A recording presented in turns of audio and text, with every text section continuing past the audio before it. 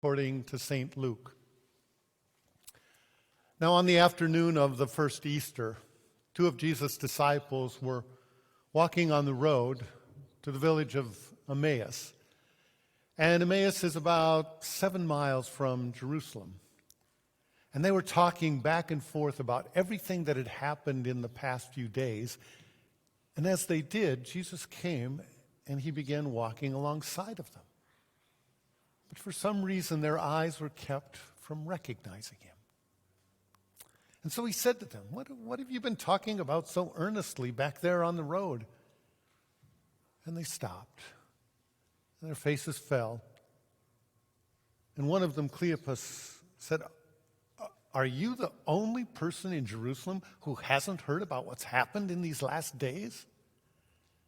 And Jesus said, What things? And Cleopas said, The things about Jesus. He was a prophet, mighty in word and deed, blessed by God and by all the people. He was betrayed by the chief priests and the elders. They sentenced him to death and crucified him.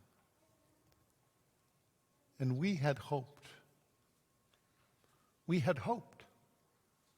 that he was the one to redeem Israel.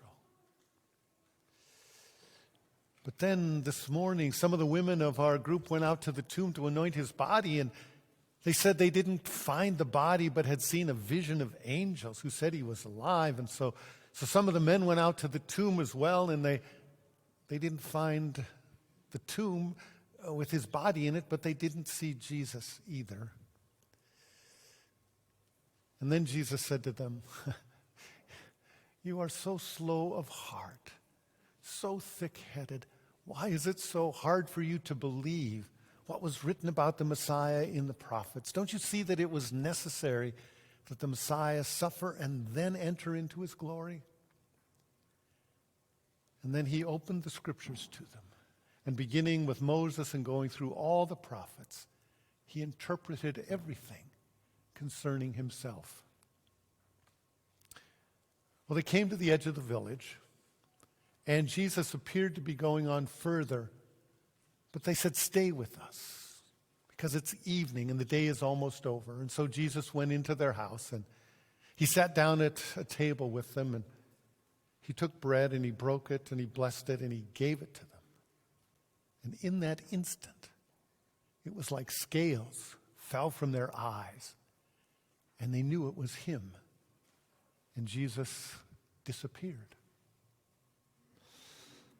They got up and they were talking back and forth to each other, saying, Didn't our hearts burn within us as he opened the scriptures to us on the road? And they ran back to Jerusalem as fast as they could, and they found the other disciples, and they said, It's happened. He is alive, and he's appeared to Simon. And then they told everyone everything that he had said on the road and how he was revealed to them in the breaking of the bread.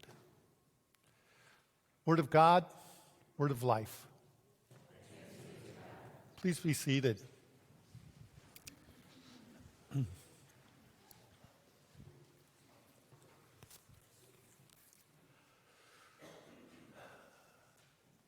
That story I just told you is one of my favorite stories in the Bible, perhaps my most favorite story. And I love it for a number of reasons. That's why I have this print hanging in my office. Jesus in the middle with the two disciples on the way to Emmaus as it gets towards evening. And I love it for any number of reasons, but one of the reasons I love it is that it is a story of transformation. It certainly was for those first two disciples. They began that walk in despair, and they ended in hope. They began the walk in sorrow, and they ended in joy. They began the walk in confusion and ended it in clarity. They began with their hearts dead and cold, and they ended it with their minds and hearts on fire. That's what happens when we walk with Jesus on the road to Emmaus. Our lives are transformed. Joanna Flanders Thomas grew up in South Africa under the apartheid regime. She was the daughter of a white father and a black mother, which made her a colored in the old apartheid scheme. She was a girl who was inspired by Nelson Mandela and Desmond Tutu when apartheid came to an end and Mandela was on the ballot for the first free and fair election in 1994 in decades. She voted for him, and then she listened to Tutu as he led the Truth and Reconciliation Commission as they tried to heal the wounds in South Africa. She was inspired by them to do what she could for healing in South Africa after apartheid. Well, one day after she got done with college, having majored in social work, she got a call from the warden at Pollsmoor Prison. Pollsmoor is perhaps the most famous prison in South Africa. It was where Nelson Mandela was imprisoned for all those years. And by the time she got the call and after the end of apartheid, Pollsmoor had become one of the most notorious prisons in South Africa as well. It was incredibly crowded, 40 or 50 inmates in a cell that was designed for 20. It was an incredibly violent place. They had 273 incidents of violence the year before she came. And she knew it would be a huge challenge because the warden had asked her to initiate this program called Change is Possible. Well, Pollsmoor at the time was not run by the warden or the guards, it was run by the inmates. And there were rival gangs in the prison that vied for control. And the most vicious gang was the 28th. And to become a member of the 28th, you had to shed blood. Either the blood of another inmate or, better yet, the blood of one of the guards.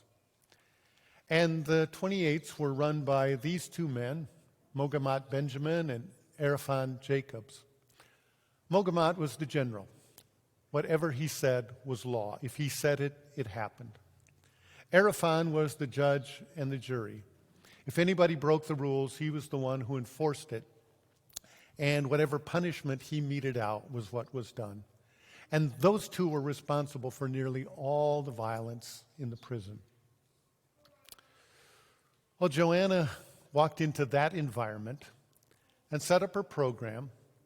And for the first year, she invited the inmates to come in small groups and one-on-one, and she mostly just listened to them. And Arafan and Mogamat came, not because they were interested, but it was a diversion, a way to get out of their cell. And some of the inmates threatened her, told her not to come back. A few said they'd stab her if they saw her again, but she was not deterred. She kept coming week after week, and not much changed in that first year. But as she kept coming and as she got into the second year, the defenses began to fall, and these inmates began to open up. And they began to tell her about what had been done to them, about the crimes they had committed. And the floodgates really opened when she asked about their fathers. She found that not a single one of them had a loving, caring father. Well, Arafan and Mogamat also began to open up. And one day, Mogamat, as he was sitting with Joanna, broke down, shed tears of rage and regret. He said he was sorry for all his crimes. He wanted to start a new life. He said later that when he broke down that day, that was the first time he had cried in front of anyone since he was 9 years old. And he and Arafan began to learn the language of trust and intimacy. They asked for forgiveness for all their crimes. They began to ask about Jesus. And over time, both of them came to believe in Jesus. And they renounced their loyalty to the 28ths and they pronounced a new loyalty to Jesus. Well, because of what they did, others began to do the same thing. Other inmates opened up. They confessed their crimes. They asked for forgiveness. They started on the path of faith. And so there at Pollsmoor, in the maximum security unit, there developed this small cadre of Christians. And they asked the warden if they could have their own cell. And the warden gave it to them. And there in that cell, they worshiped together, they prayed together, they studied the Bible together. That instead of graffiti filled with profanity, they stenciled Bible passages. Instead of pornographic pictures on the walls, they painted a picture of Jesus. Instead of threats and harassments and intimidation, they sang songs of praise and thanksgiving. Well, their transformation was so remarkable that over time, both of them were released. Erfan went to his family and he was reconciled to them. And he got rid of all his tattoos. And the last one he got rid of was the one on his face. And for him, it was severing the last link to his old life of crime. And Mogamat went to his family, and they were suspicious, they were wary, they were afraid the old Mogamat would reappear. But he didn't give up. He said, I know I'm not perfect, but I am trying. I will leave a life of crime. I will do better this time. Well, that story was so remarkable that the BBC, the British Broadcasting Company, did a documentary on Joanna. It was seen all around the world. And once the documentary was aired, she began to get calls to see if she could be interviewed by reporters and writers all around the world.